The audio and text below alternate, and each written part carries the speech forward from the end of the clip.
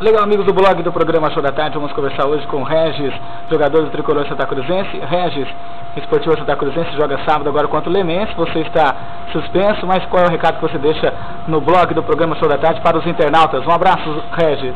Boa tarde, Cássio, boa tarde aos amigos do Show da Tarde.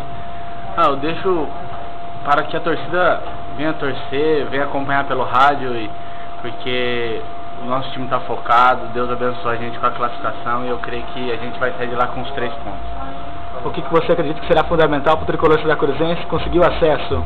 Fundamental é continuar com a mesma pegada, com a mesma maneira, sempre buscando a vitória, sempre dando valor a essa torcida, aos nossos companheiros, e eu creio que estamos unidos e vamos subir a Série A3 do Campeonato Paulista. O que foi fundamental para a Esportiva chegar até esse momento da competição, Regis?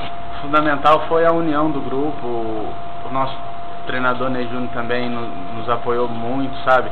Sempre falando que a gente poderia conquistar o objetivo de chegar à terceira fase e a gente nunca desanimou.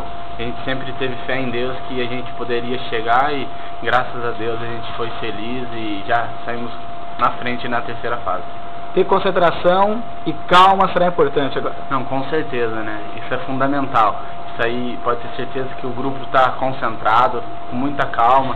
Agora é ir lá em Leme e sair com mais 3 pontos e dar o segundo passo rumo à A3 do Campeonato Paulista.